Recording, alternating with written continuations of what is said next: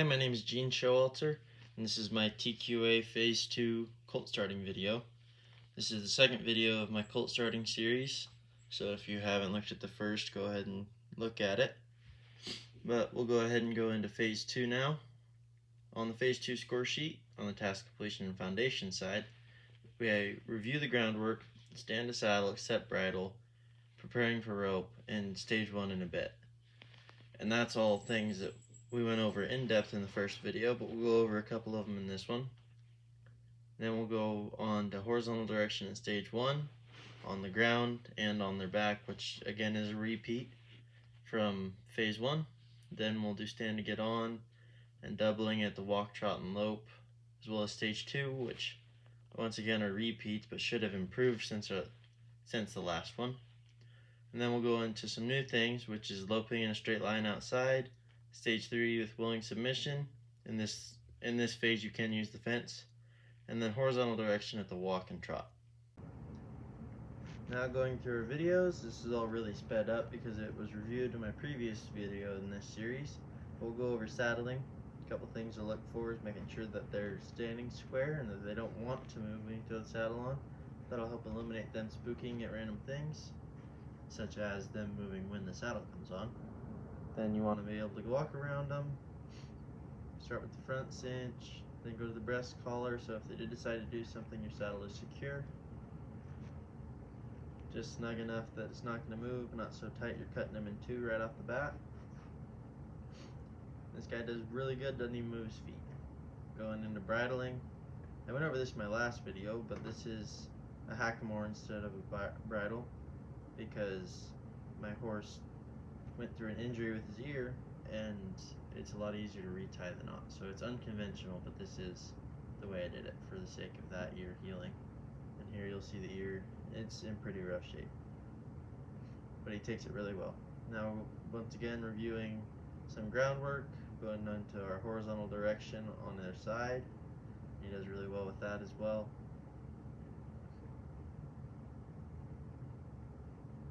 Does good there too. This is all sped up. Now we'll do good to get on, stand to get on. This is a review we get once again. He stands there like a statue. He does a good job. One thing you can do to help your horse when you're getting on is making sure that all their feet are square so they don't think they need to move because they're balanced. Then we'll go into our doubling at the walk, at the standstill, the walk, trot, and lope.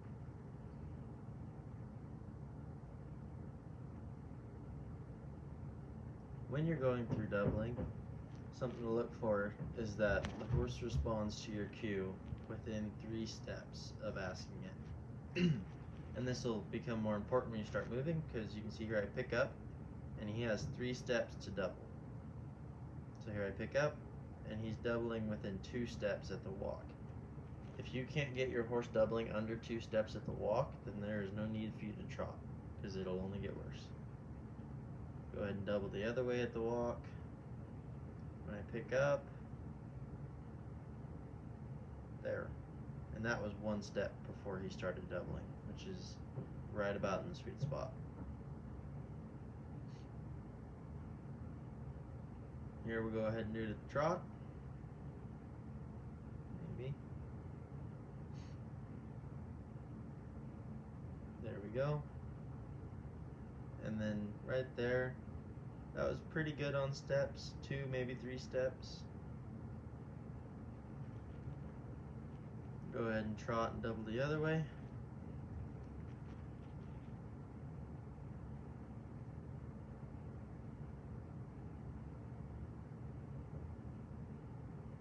There's one step and he was in his double, which is right where I wanted to be. Now I'll go ahead and head into lope.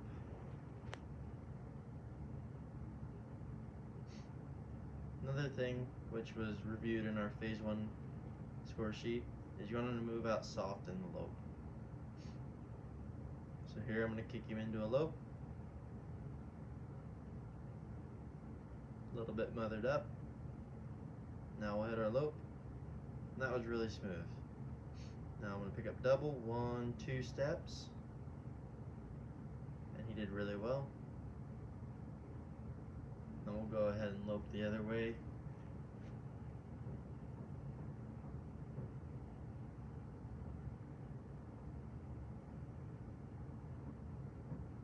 Once again, we're looking for them to be smooth in the lope.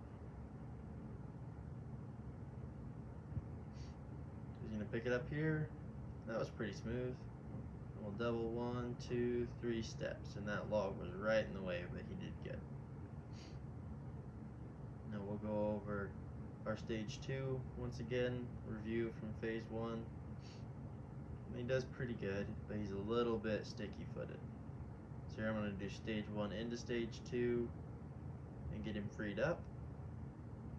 And then you can see he's a lot more free and his hindquarters are pulling him backwards.